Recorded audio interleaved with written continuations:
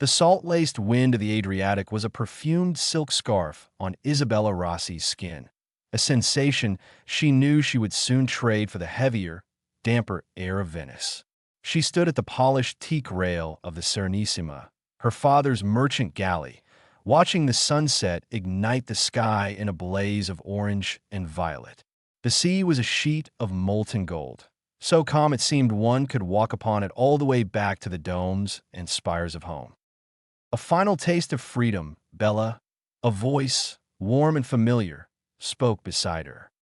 She turned to smile at Lorenzo, the ship's young captain and her father's most trusted man. His face was weathered by sun and sea, but his eyes were always kind when they rested on her. "Is it so obvious I dread my return?" "To me, yes," he said, leaning on the rail. "The most vibrant songbird in Venice, caged once more by silk and society. I have seen you here, with the wind in your hair. You are more yourself." Isabella's smile turned wistful. He was right. The 2-month trading voyage to Cyprus had been a reprieve.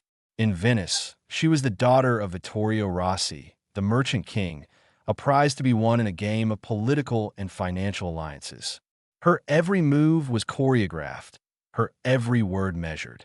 But on the deck of this ship, with the vast, untamed horizons stretching in every direction, she could simply be. "My father has a list of suitors longer than the Grand Canal," she murmured, her gaze drifting back to the darkening sea. "I am to choose a husband from a selection of old men with rotting teeth and young ones with rotting morals."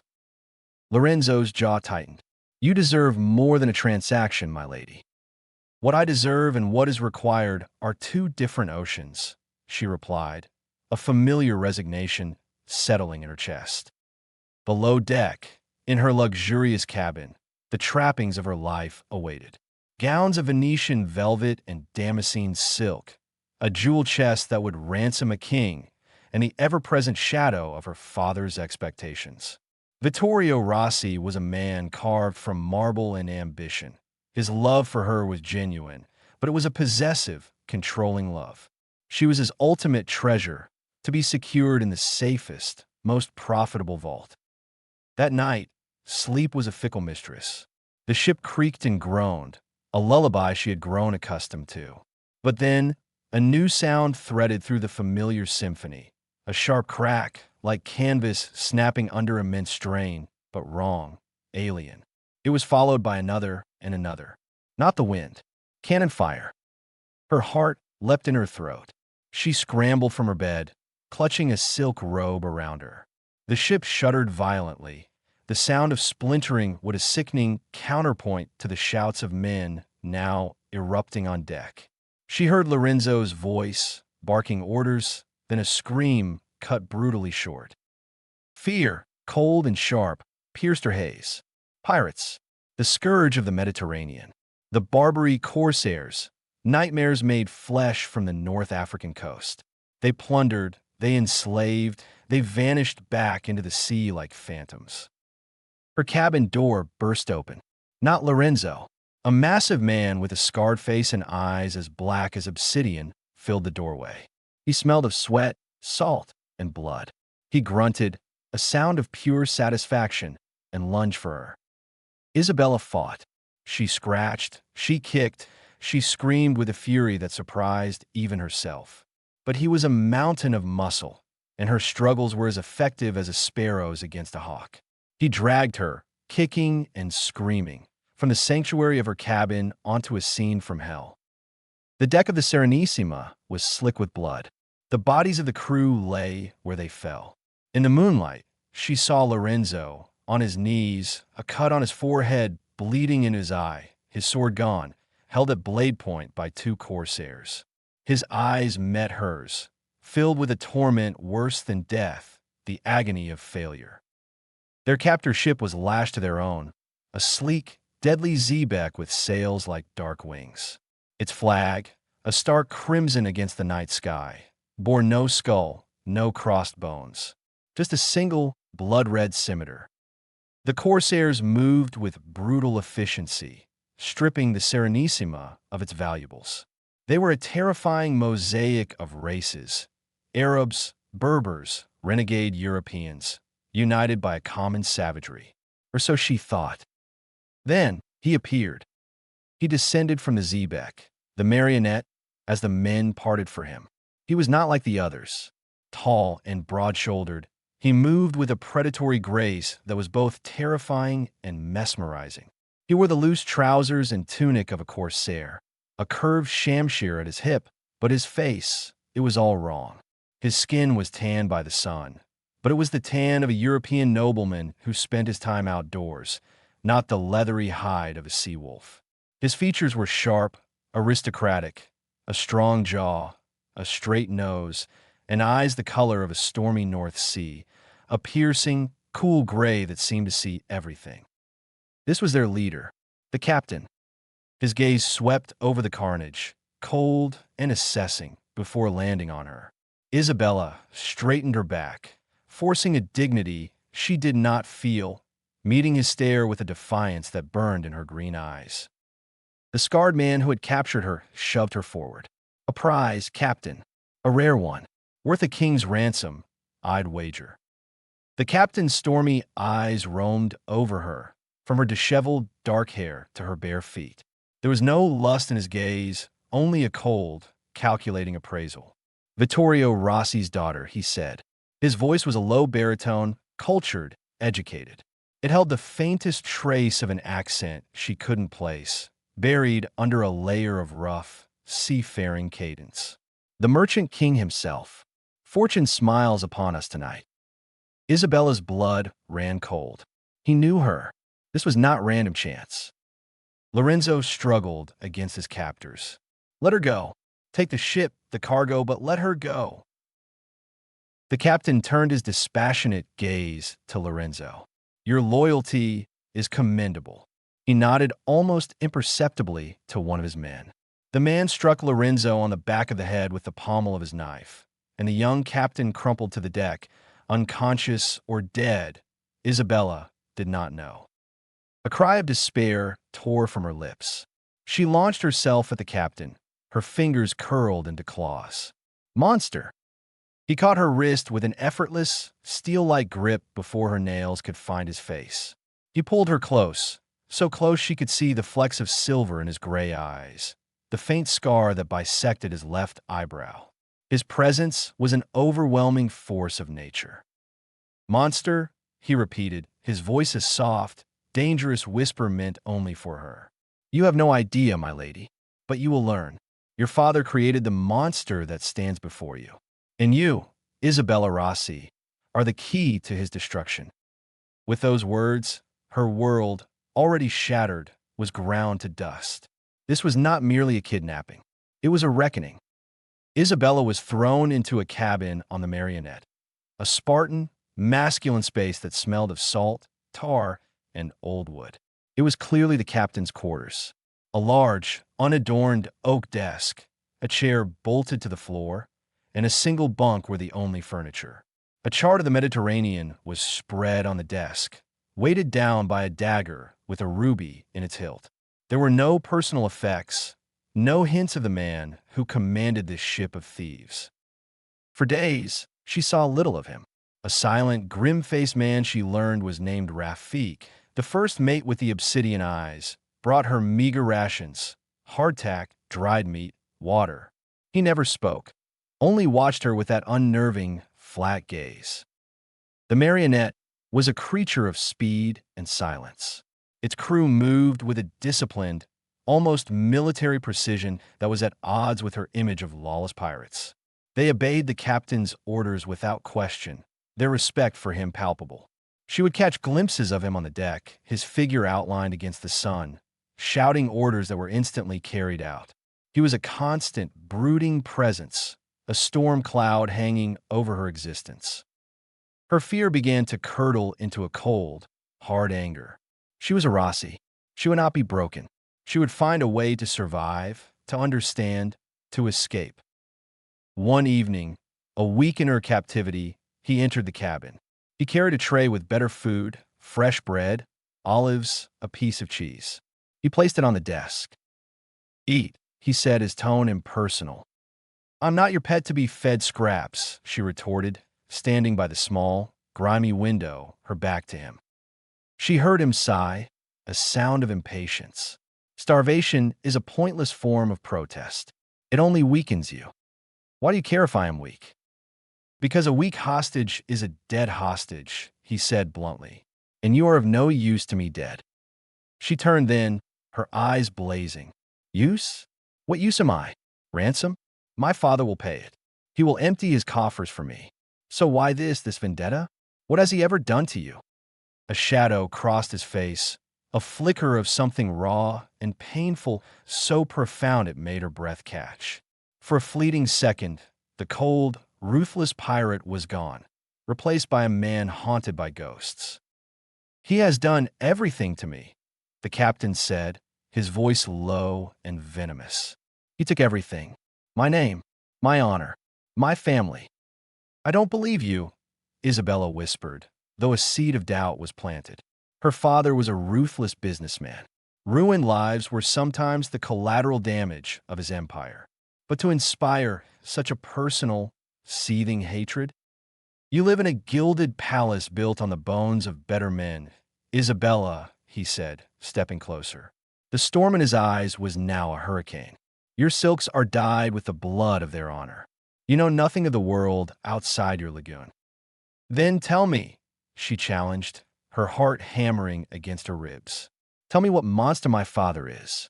Or are you too much of a coward, hiding behind your cannons and your kidnappings? His hand shot out, and for a terrifying moment, she thought he would strike her. Instead, he gripped the edge of the desk, his knuckles white. The control he exerted over himself was terrifying. My name, he said, each word dripping with a bitter irony, was once Alastair Davenport, Lord Alastair Davenport, of Blackwood Manor, Dorset. The name meant nothing to her, but the title did. An English nobleman. My father, Alastair continued, the name sounding foreign on his tongue, was an investor. A good man, if somewhat naive. He entered into a partnership with a charismatic Venetian merchant for a joint trading venture to the Americas. A fortune was to be made. My father invested everything, the family's wealth, the estate, his good name. The merchant was Vittorio Rossi. Isabella felt a cold knot tighten in her stomach. My father, he's a shrewd man. Not all ventures succeed. This one did, Alastair snarled. It succeeded beyond their wildest dreams. The first ship returned, laden with silver. But there was only one ship. The others, Rossi claimed, were lost to storms and pirates. A tragedy. My father was ruined. The creditors circled. The shame, it was too much. He took his own life in his study. The cabin was silent, save for the creaking of the ship and the sound of their breathing.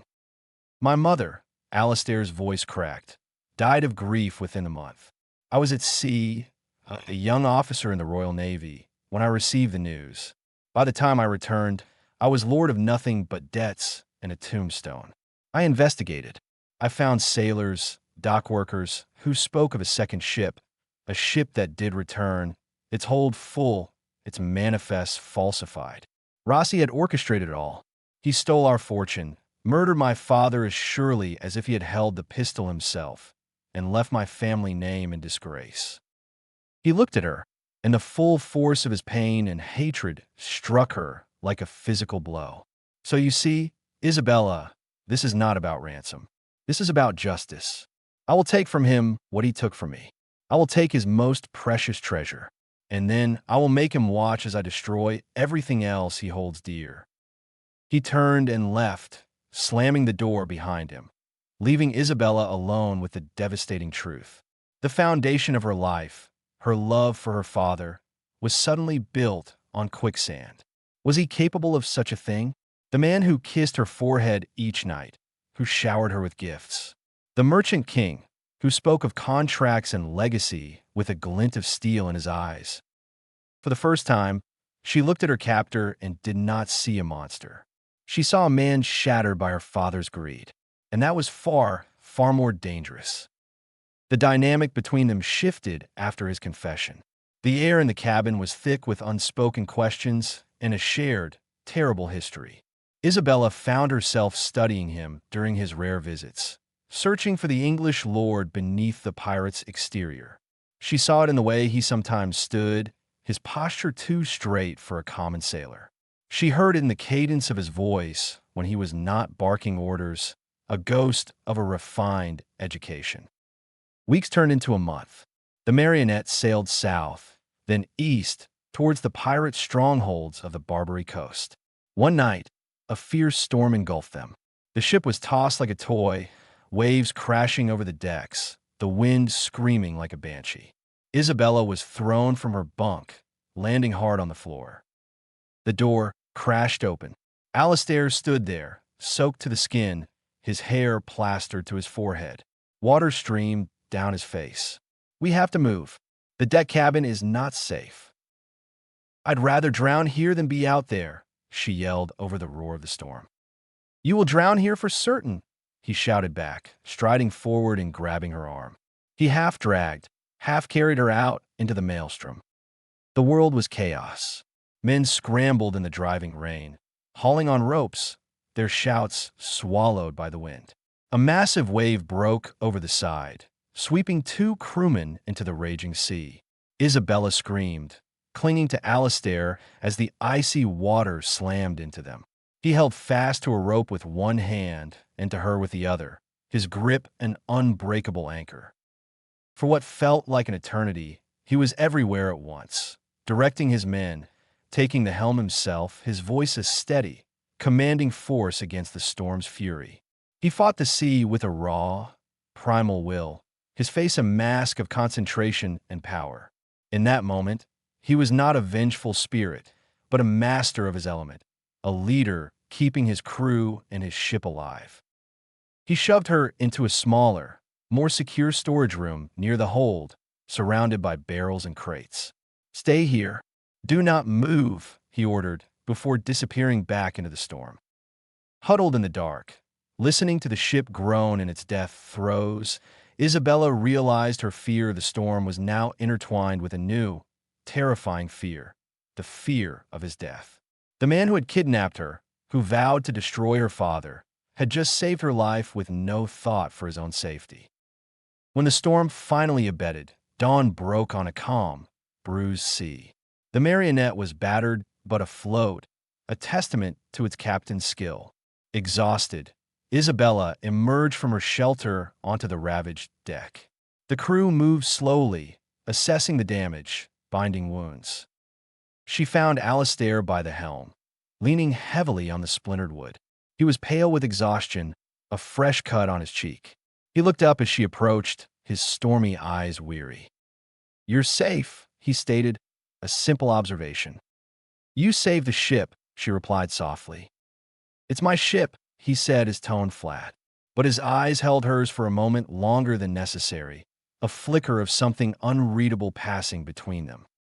Later that day, he came to her cabin with a bowl of hot broth. It was a small gesture, but after the terror of the night, it felt profoundly human. "Thank you," she said, taking the bowl.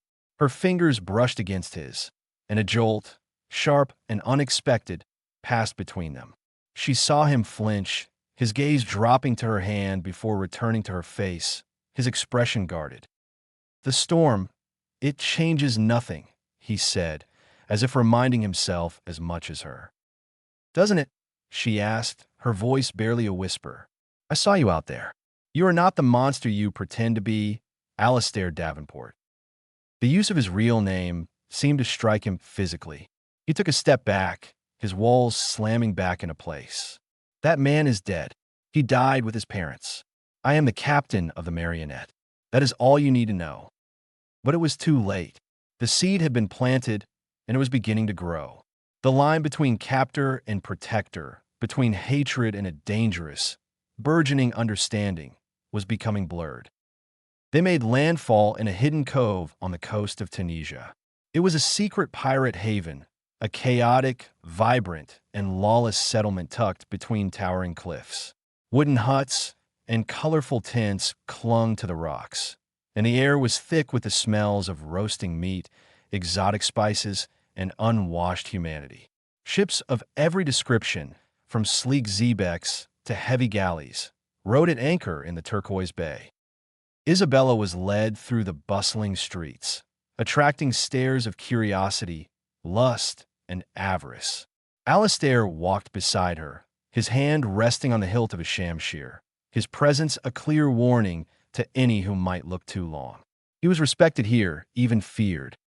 He took her to a whitewashed house perched on the cliffside, overlooking the sea. It was sparsely furnished, but clean and secure. An older Berber woman with a kind, wrinkled face was there to attend to her. "This is Aisha," Alastair said. "She will see to your needs. You will stay here until I send for you." "Send for me? Where are you going?" "I have business," he said evasively. "The wheels of my vengeance need oiling. Your father has received my message. Now we negotiate." The thought of her father, sick with worry, twisted her heart.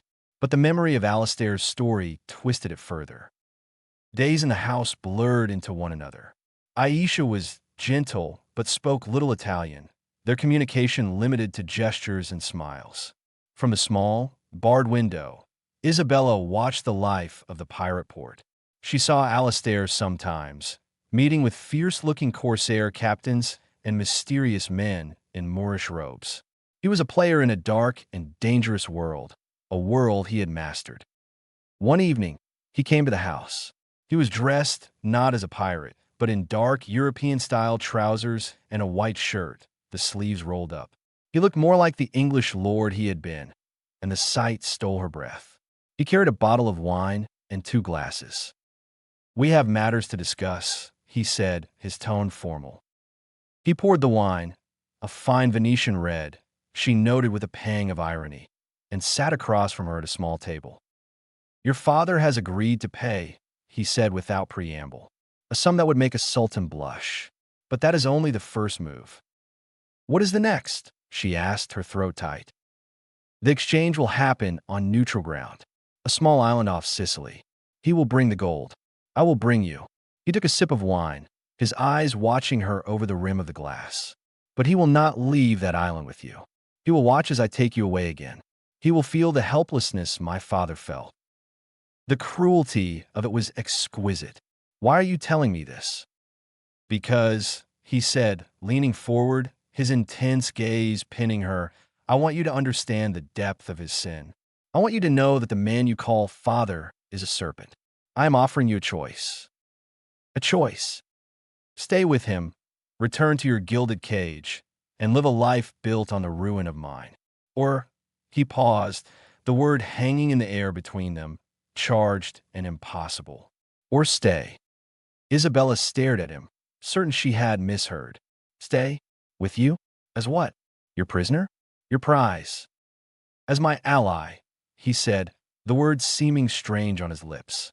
"As a woman who sees the truth. You are not like him, Isabella. I have seen your fire, your spirit. You are wasted in that world of lies and pretense." Her mind reeled. It was madness. It was treason against her own blood. And yet, a treacherous part of her, the part that had thrilled at the storm, that saw the haunted man behind the pirate's mask, was tempted. The freedom she had craved on the Serenissima was nothing compared to the wild, untamed life he was offering. "You asked me to betray my family," she whispered. "He betrayed mine first," Alastair countered, his voice soft but relentless. "I'm not asking you to love me. I'm asking you to choose justice over comfort, truth over lies." He stood to leave, but she rose as well, stopping him. They were close, so close she could feel the heat from his body. "And if I said it was not just about justice," she asked, her heart pounding a wild, reckless rhythm. "What if I said I saw the man you were, and I did not want him to be dead?" His breath caught. The careful control in his eyes shattered, replaced by a raw, hungry turmoil. He looked at her lips, then back into her eyes, a war raging within him. "Isabella," he breathed, a warning, a plea. She reached out, her fingers gently tracing the fresh scar on his cheek from the storm. It was an intimate, daring gesture. The touch was a spark on dry tinder. He pulled her to him, his mouth crashing down on hers in a kiss that was not gentle. It was a claiming, a confession, a battle. It tasted of salt, wine, and years of pent-up anguish. She did not fight it. She met his fury with her own, her arms wrapping around his neck, her fingers tangling in his damp hair. It was wrong, it was dangerous, it was everything. When they finally broke apart, both were breathless. The world had tilted on its axis. "This changes everything," she whispered, her forehead resting against his. He cupped her face in his hands, his thumbs stroking her cheeks, his stormy eyes full of a wonder that mirrored her own. "Or nothing," he murmured. "The path remains the same. The choice is still yours." But as he left her alone in the room, the scent of him still on her skin, Isabella knew the choice had already been made. She was no longer just the merchant's daughter. She was becoming something else entirely. The journey to the designated island was tense. The easy camaraderie that had begun to blossom between Isabella and Alistair was now fraught with a new, electric charge. They stole glances when they thought the other wasn't looking, their brief exchanges laden with unspoken meaning. The crew, perceptive to their captain's moods, treated her with a new, wary respect. Rafik, however, watched her with open suspicion. His loyalty was to the captain's vengeance, not to this complicated entanglement with the enemy's daughter. The island, Isola del Sol, was a barren rock in the Tyrrhenian Sea. As the marionette approached the sheltered bay, Isabella's heart felt like a trapped bird beating against her ribs.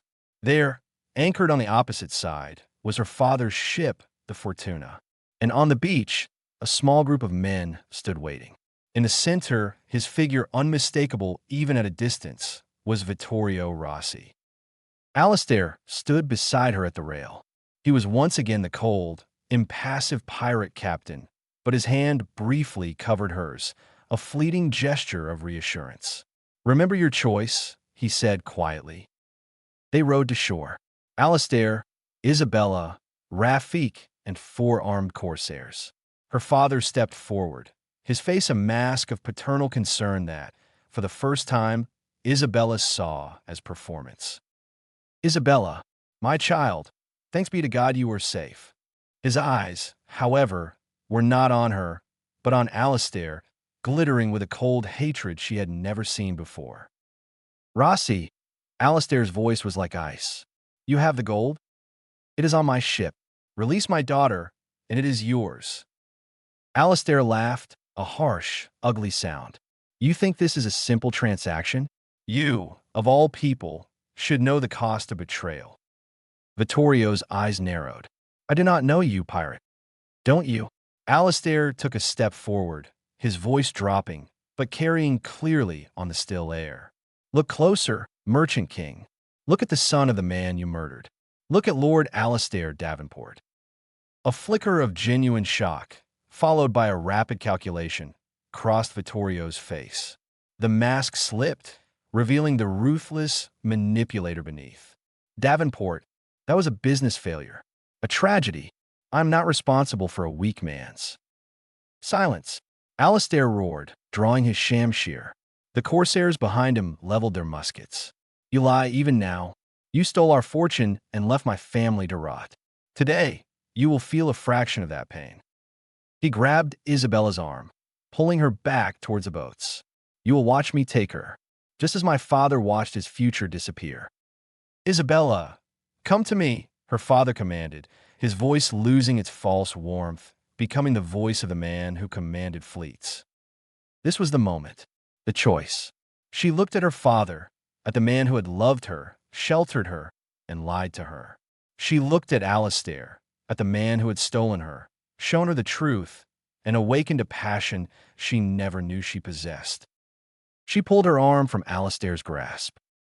For a heart-stopping second, a look of utter betrayal flashed in his eyes. But she did not run to her father. She stood her ground between them. "Father," she said, her voice clear and steady, carrying across the beach. "Is it true, what he said about the Davenport fortune?"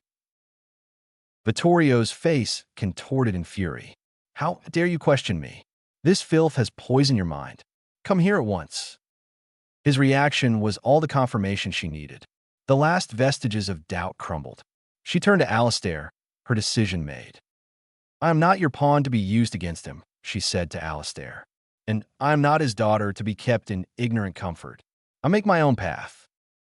She turned back to her father. "I know the truth.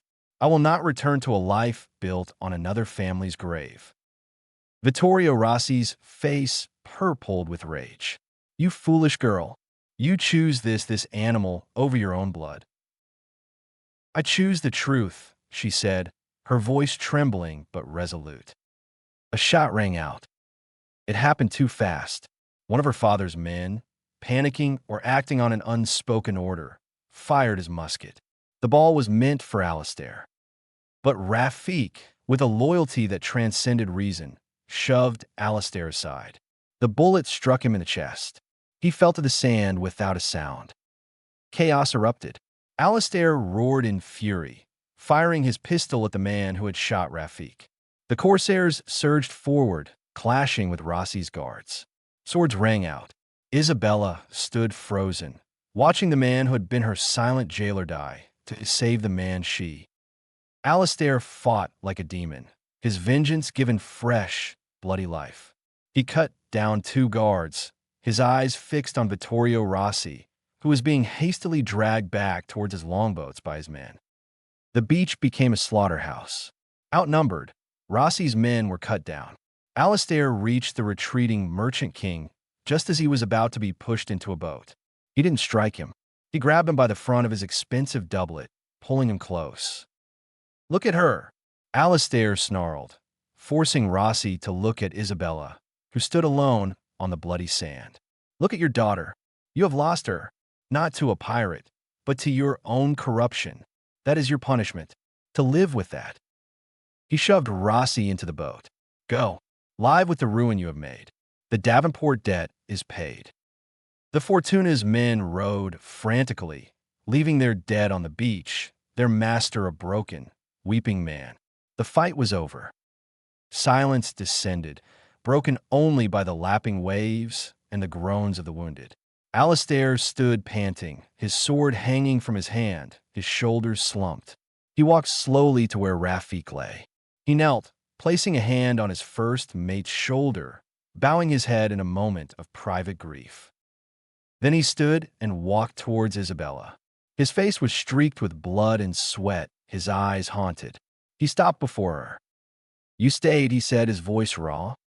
"You were right," she replied, tears finally streaming down her face. "About everything." He didn't embrace her. He didn't kiss her. He simply offered her his hand. It was not the grip of a captor or a vengeful spirit. It was the hand of partner. She took it. Together, they turned their backs on the past and walked towards the marionette, towards an uncertain, uncharted future built not on vengeance, but on a hard-won and fragile truth. 1 year later, the Caribbean Sea. The schooner Vendetta cut through the turquoise waters, its sails billowing in the warm trade wind. On the helm, a man with stormy gray eyes and a sun-weathered face steered with an easy confidence. Beside him, a woman with dark hair whipping in the breeze laughed, pointing towards a pod of dolphins racing the bow. She was no longer the merchant's daughter. She was Isabella, navigator and partner to the most feared and respected privateer captain in the Caribbean. They sailed under a letter of marque from the English crown, their targets not honest merchants, but the corrupt and the slavers, those who built their empires on the backs of others. The hold of the Vendetta was not filled with plundered gold, but with timber, sugar, and indigo, traded fairly in New World ports. The crimson flag with the single scimitar still flew, but its meaning had changed. It was no longer a symbol of blind vengeance, but a warning to those who preyed on the innocent. In their cabin, next to the charts and the navigational tools, lay a single, locked chest. Inside were not jewels, but a stack of old letters and a faded miniature portrait of a smiling English family, a lord, a lady, and their young son. It was a ghost, acknowledged but no longer allowed to haunt the present. Alistair wrapped an arm around Isabella's waist, pulling her close. She leaned into his strength, her head resting against his shoulder. "Where to, Captain?" she asked, a playful smile on her lips. He looked down at her, his stormy eyes now clear and calm, filled with a peace he had never thought possible. "Wherever the wind takes us," he said, his voice soft, "as long as it's with you." And as the Vendetta sailed into the setting sun, leaving a golden wake on the endless sea, the merchant's daughter and the renegade nobleman were, at last, truly free.